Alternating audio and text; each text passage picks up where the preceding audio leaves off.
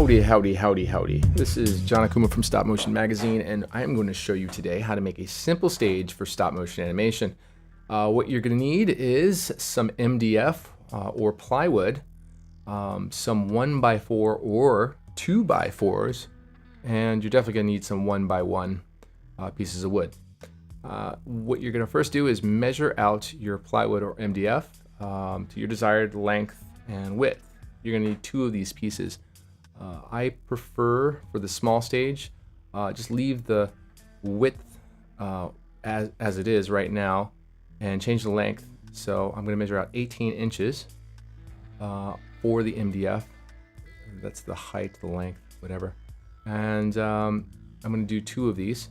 And then I'm going to cut this. I'm going to use my table saw. Now you can use a hand saw or a skill saw, or you can just have them do it at the hardware store, which would have been a lot simpler than just cutting it myself, but I like doing things the hard way sometimes. And yeah, be super careful. I'm actually kind of an idiot when it comes to tools. I try to be as careful as possible, but we all make mistakes. And then what you're going to do is cut 2 of those, and then now also you're going to cut your 1x1 to the length and the width of one of those boards. First, you're going to see here I have 2 pieces that go the 18-inch length and then compensate the width of whatever the board is. So they'll make a perfect rectangular shape. Match that board. Now you're going to drill 2 holes at each end of this 1x1 piece of wood that you've cut out. You should do this to 2 different pieces of wood, 2 of the same pieces of wood. And then you're going to bolt them together to the actual length and width of the MDF tabletop.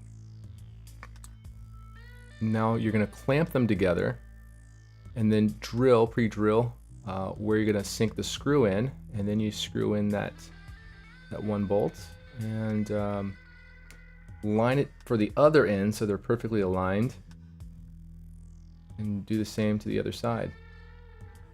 And then once that's done, you just can put a ton of these screws all over the place if you like, and make sure that's nice and secure to the frame, as so. Now that's your tabletop.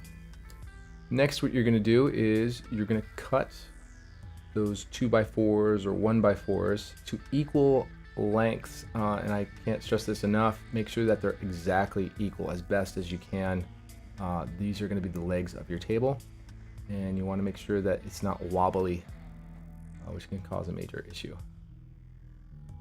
Next, you're going to take your tabletop and lay it on its side, embrace it, and drill in some holes for your legs to go to the table.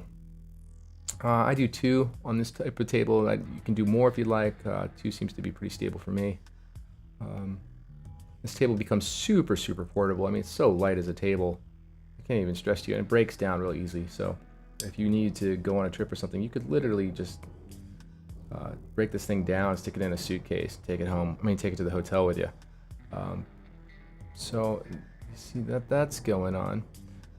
The other great thing too is by using MDF instead of using plywood, there's less splinters. Splinters when you're animating is not fun. You don't have to really sand down the MDF. It just drills real clean. You know, the other thing too I like to stress about this is you can make this table actually really big if you wanted. You could use 2x4 or even 1x4 and make your frame and expand on it, make a huge table if you like. I mean, that's pretty much what they do for the professional studios, but they also use braces for the legs. You're not going to need any braces since it's so low. Here you go. Here's the table.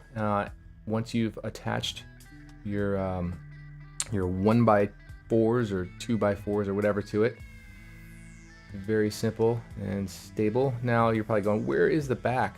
We're getting to that. Hold on 1 second. Yeah. There it is. Okay, so you're going to now take a piece of 1x1 and you're going to cut this to the length of the board that you like. You can even do a little smaller. I'll probably do mine a little smaller. And you can make your back area for this, so your back wall. And then now you're going to actually take some wood glue. Now I like to use Elmer's wood glue. I've used epoxy glues in the past.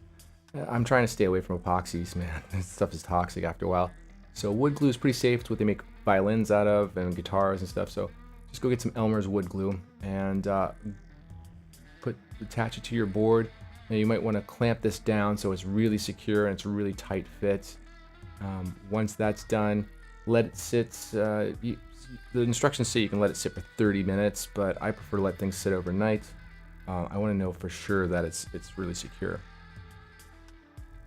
Now you're going to need some C-clamps for your for fastening this board to the table. You can also pre-drill and attach the back wall to the table. But C-clamps are really fun because you can do multiple stages off this one little table. In fact, you can take off that tabletop, that MDF part, because the frame is already built, and change the MDF. So you can do whole new floors and whole new walls and constantly change this thing out, swap it back and forth, and have a very versatile table. Now attaching the C-clamps to the back of it guarantees that it stays in place.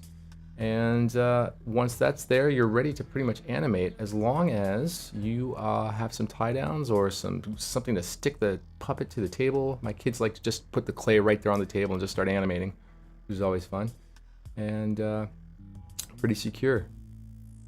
You can also drill it into the table if you like. Not necessarily necessary. This is a pretty versatile way of doing things.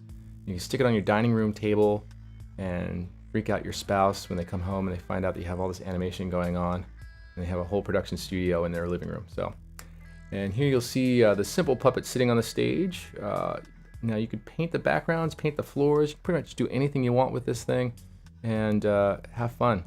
If you want to learn more about stop motion animation, or if you just want to be closer to what's going on, check out stopmotionmagazine.com and download our free magazine, and keep animating.